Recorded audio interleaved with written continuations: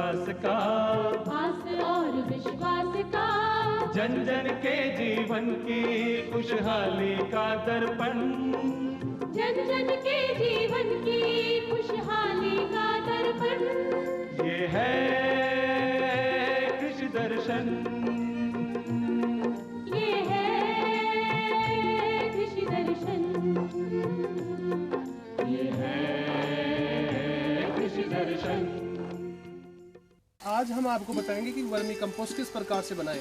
Vermi compost बनाने की संपूर्ण जानकारी इस एक वीडियो के माध्यम से दी जाएगी कि गोबर किस प्रकार से आपको चुनाव करना चाहिए, उसको किस प्रकार से ठंडा करना चाहिए और ठंडा करने के बाद में बेड किस प्रकार से, किस साइज की और किस ऊंचाई की बेड बनानी चाहिए।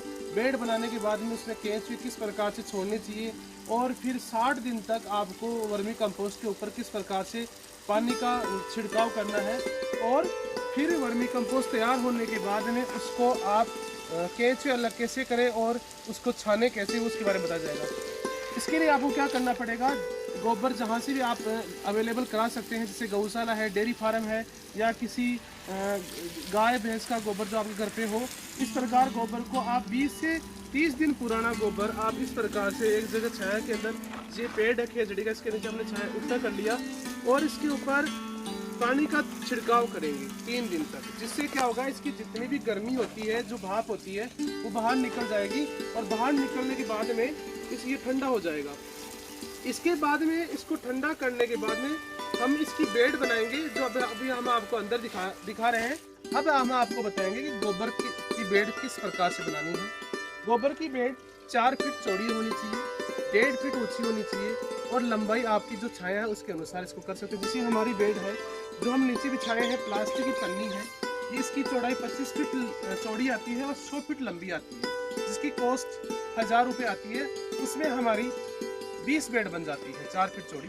तो आपको 4 फीट चौड़ी इस बेड की चौड़ाई रखनी है और 1.5 फीट इसकी ऊंचाई रखनी है। लंबाई इसकी हमारी 24 फीट की लंबाई है। जैसे इसमें हम गोबर इस प्रकार से डालते हैं, जैसे भी आपको दिखा रहे हैं कि गोबर किस प्रकार से डालना है। ये बेड के अंदर हम गोबर इस प्रकार से डालते गए हैं और जैसे ये भाई गोबर डाल रहा है, तो इस प्रकार से गोबर डालते डालते आपको 1.5 फीट ऊंची तक इसको ऊंचाई कर देनी है। गोबर डालने के बाद में आपको ध्यान ये रखना है कि हमें केंचुए डालने हैं। तो इस 24 फीट की बेड की लंबाई में लगभग हमें 12 से 13 किलो केंचुए डालने हैं और केंचुए आइसिनिया फोएटिडा स्पीसीज के होते हैं, क्योंकि ये स्पीसीज के केंचुए 90% कार्बनिक पदार्थ में 10% मिट्टी खाते हैं और ये केंचुए ही गोबर को खाकर अच्छी क्वालिटी का, अच्छी गुणवत्ता का वर्मी कंपोस्ट तैयार करते हैं। मैं आपको आइसिनिया फोएटिडा स्पीसीज के केंचुए दिखा रहा हूँ। ये जो हमारे आप देख रहे हैं, ये कल्चर है आइसिनिया फोएटिडा स्पीसीज का। तो देखिए, आपको इस कल्चर की खासियत ये है कि 1 किलो वर्मी कल्चर के अंदर लगभग 1000 से 1200 केंचुए होने चाहिए। यदि इससे कम आप यदि केंचुए कोई आपको दे रहा है, इसका मतलब आपको क्वांटिटी कम दे रहा है। चाहे उसकी किलो 1 हो, लेकिन उसमें आपकी क्वांटिटी 1000 से 1200 केंचुए होने चाहिए। तो ये हमारा वर्मी कल्चर है। इस वर्मी कल्चर को इस पूरी बेड के ऊपर इस प्रकार से इसमें डालना है कि ये पूरी में फैल जाए। देखो, ये कल्चर हमने डाल रहे हैं, तो पूरी बेड के ऊपर इस प्रकार से कल्चर को हम डाल देंगे और कल्चर डालने के बाद में आप देखिए कल्चर किस प्रकार, इसको आपको ऊपर से स्प्रेड करना है, अपने आप इसके अंदर चला जाएगा। ऊपर डालने के बाद में मैं एक बार आपको इसको ऊपर पूरा डाल देता हूँ।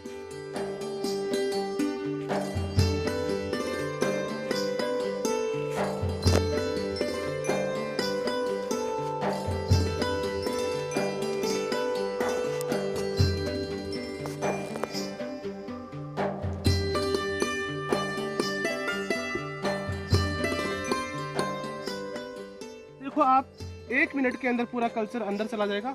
इसके बाद में हमें क्या करना है, इसके ऊपर जो हमारी बोरी आती है, गन्नी बैग आती है, उससे इसको रखना है। अभी हम आपको डाल रहे हैं बोरी को। सबसे पहले इसको हमें गीला करना है। गीला इसलिए करते हैं कि बाद में पानी का छिड़काव करते हैं तो सिर्फ बोरी ही गीली हो पाती है, अंदर नमी नहीं जाती है।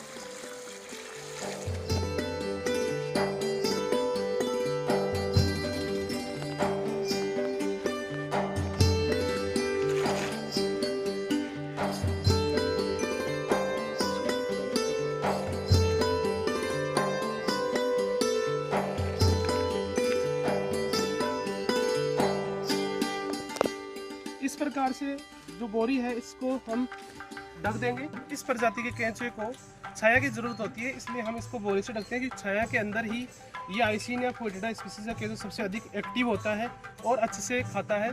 तो अब देखो इस प्रकार से इस बोरी से हम इसको बिल्कुल पैक कर देंगे। कुछ लोग इसकी जगह बोरी की जगह पराली लेते हैं या घास फूस लेते हैं, उसमें एक समस्या आती है। एक तो सनलाइट को पूरी वो रोक नहीं पाता है, एक जो मॉइस्चर होता है जल्दी से उसमें से उड़ जाता है, और तीसरा उसमें नुकसान होता है कि जब वो चारा उसका डिकम्पोज छोटे टुकड़ों में टूटता है तो वो वर्मी कंपोस्ट के ऊपर सन कर निकल जाता है, जिससे उसकी क्वालिटी थोड़ी अच्छी नहीं लगती है। इस प्रकार से आप हमारी और भी बेड देख रहे हैं कि इसमें हमने लगभग 220 बेड बना रखी है, और इसमें हमने ये जो मशीन आप देख रहे हैं ये माइक्रो स्प्रिंकलर है। इसमें क्या है कि हम जब लेबर से इसमें पानी दिलाते हैं तो लगभग एक लेबर को इन 220 बेड में पानी देने में पूरा दिन लग जाता था। तो हम क्या करें, ये माइक्रो स्प्रिंकलर है ये लगा दिया। इससे क्या होता है कि 15 मिनट इसमें चालू रखना है, जिससे पूरे इस वर्मी कंपोस्ट के ऊपर 20 मिनट के अंदर पानी अच्छी सी मात्रा में नमी चली जाती है। 2 महीने उस प्रकार से आपको शाम सुबह नमी मेंटेन रखनी है। गर्मियों में रोजाना पानी देना है और सर्दियों में एक दिन छोड़कर एक दिन पानी देना है।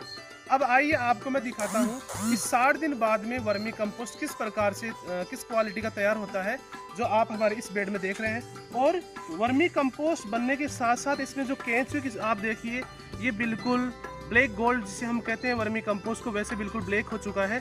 और इसमें जो नंबर ऑफ अर्थवर्म है वो आप देखिए कितनी संख्या बढ़ गई है, और इसमें ये कल्चर इतना ज़बरदस्त है कि आप कहीं से भी आप हाथ से उठाइए, आपको जो नंबर ऑफ अर्थवर्म्स है वो आपको बिल्कुल शानदार क्वालिटी मिलेगी। आप देखिए हर जगह इसमें अच्छी क्वांटिटी में अर्थवर्म है। तो इस प्रकार से 60 दिन के अंदर हमारा वर्मी कंपोस्ट तैयार हो जाता है। आइए अब मैं आपको बताता हूँ कि वर्मी कंपोस्ट से केंचुए किस प्रकार से अलग करें। तो जैसे 60 दिन होता है तो सबसे पहले हमें ये देखना है कि वर्मी कंपोस्ट हमारा पूरा तैयार हुआ कि नहीं हुआ। तो आपकी जो बेड है उसको आप पूरी 2-1.5 फीट तक इसमें आप खड्डा करिए। इस प्रकार से खड्डा करके आप देखिए कि 1.5 फीट नीचे तक पूरा वर्मी कंपोस्ट चाय की पत्ती की तरह ब्लैक हो गया, हुआ या नहीं हुआ। यदि हो गया इसका मतलब आपका वर्मी कंपोस्ट तैयार है, और यदि नहीं हुआ, अब जैसे ये कच्चा है अभी, तो इसका मतलब अभी इसमें टाइम और लगेगा। तो अब देखिए आप मान लीजिए आपका 1.5 फीट तक बिल्कुल वर्मी कंपोस्ट चाय की पत्ती तरह ब्लैक हो गया हो, तो सबसे पहले हमें 60 दिन होते ही पानी रोक देना है। और अब हमें इस जो ये आपका इसको रेक बोलते हैं, छोटा रेक अर्थवर्म रेक बोलते हैं, इसकी सहायता से हमें बेड के ऊपर इस प्रकार से चलाना है इसको। जिससे क्या होगा कि जैसे इसमें एरेशन खुलेगी तो अर्थवर्म नीचे जाएंगे, और आज हमने किया सेकेंड दिन अर्थवर्म नीचे चले जाएंगे, और फिर इसके ऊपर से इसको इस प्रकार से करके और इसके अंदर नीचे बीच में जो जगह आपकी 1 फीट की जगह है उसके अंदर इस वर्मी कंपोस्ट को नीचे डाल लेंगे। फिर यहाँ से इसके गमले भरकर मशीन के अंदर हम छान लेंगे, जो अभी हम आपको बाद में बताएंगे। अब देखिए ये हो गया पहला तरीका। सेकेंड तरीका ये है कि जो आपकी 1 फीट के बीच में 2 बेड के बीच में जगह है, इस जगह पर आप कच्चा गोबर डालें। जो 10 दिन या 15 दिन पुराना गोबर है जो हम बेड में डालते हैं, वो गोबर इसके अंदर आप डाल दीजिए, और इन बोरियों को यहाँ से आप हटा दीजिए। जिससे क्या होगा कि दोनों साइड से जितने भी अर्थवर्म है पूरे के पूरे खाने के लिए उस कच्चे गोबर में आ जाएंगे, और इस हमारे वर्मी कंपोस्ट में से पूरे के पूरे केंचुए उसमें आ जाएंगे। और यहाँ से जो ये अपने जो वर्मी कंपोस्ट है इसको हम यहाँ हटाकर छान लेंगे। वर्मी कंपोस्ट से केंचुए अलग करने की दूसरी विधि हो गई। तीसरी विधि क्या है, 60 दिन बाद में जो आपकी बेड है इसमें जगह जगह आप इस प्रकार से खड्डे करें। 5-6 खड्डे कर दोगे आप जगह जगह राउंड में से, और फिर जो गोबर है कच्चा गोबर, जो 10 दिन पुराना ताज़ा गोबर है, ठंडा गोबर है, उसके गोले बना के इसमें डाल देंगे, और ऊपर से खाद को वापस ढक देंगे। उससे क्या होगा कि ये खाद जो बेड में इसको तो पूरा केंचुआ खा चुका है, पूरा मतलब वर्मी कंपोस्ट तैयार हो गया है। जैसे हम कच्चा गोबर डालेंगे तो पूरे के पूरे केंचुए खाने के लिए उसमें आ जाएंगे। तो इस प्रकार से 5 दिन बाद में उन गोलों को हम गोबर के गोलों को बाहर निकालेंगे तो उसमें पूरे के पूरे केंचुए होंगे। ये तीसरा तरीका हो गया। चौथा तरीका है कि इस पूरे वर्मी कंपोस्ट को बाहर धूप के अंदर तिरपाल बिछाकर उसके ऊपर बीच में 3 गमले वही 10 दिन पुराना गोबर डालेंगे, ताज़ा गोबर डालेंगे तिरपाल के ऊपर, और फिर इस पूरे वर्मी कंपोस्ट को वहाँ पे उसके ऊपर डेरी बना देंगे। ऊपर जैसे धूप पड़ेगी तो पूरे के पूरे केंचुए खाने के लिए नीचे जाएंगे, और वहाँ खाना होगा तो वो उसको धूप से बच के उसमें चले जाएंगे और उस खाने के अंदर पूरे केंचुए चले जाएंगे और ऊपर से हम खाद को हटा लेंगे। ये चौथा तरीका हो गया। इस प्रकार से आप वर्मी कंपोस्ट में से केंचुए अलग कर सकते हैं। अब वर्मी कंपोस्ट को हम किस प्रकार से उसको छानेंगे आप देखिए। एक बार मैं आपको फिर बता रहा हूँ कि जैसे पानी हम देना बंद करते हैं तो पहले ऊपर से इस प्रकार से केंचुए नीचे चले गए तो आप इस प्रकार से खाद को उतार लीजिए और इसको इस प्रकार से गमलों में भरकर इसमें सिर्फ आपका खाद है, केंचुए नहीं है, क्योंकि केंचुए पानी की तलाश में नीचे जाते हैं, वो नीचे चले गए हैं।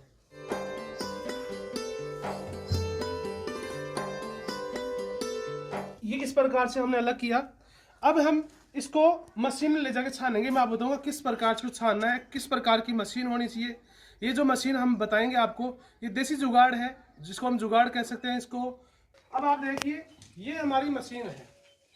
मशीन में क्या है, यह मोटर सिस्टम लगा हुआ है और ये जो हमारी थ्रेशर होती है जिसमें ये हिलेगा, अभी देखेगा आप देखना, ये ऐसे वाइब्रेट करेगा जिससे पूरा का पूरा वर्मी कंपोस्ट नीचे जाएगा। मैं मशीन को चालू कर रहा हूँ। आप देखिए ये इसका जाल है जो इस प्रकार से हिल रहा है, इस प्रकार से हिलेगा और वर्मी कंपोस्ट नीचे जाएगा और जो बाकी का जो अनसीड मटेरियल है, मोटा मटेरियल बाहर निकल जाएगा। इसमें डालो आप, देखिए आप नीचे वर्मी कंपोस्ट आ रहा है, नीचे वर्मी कंपोस्ट आ रहा है।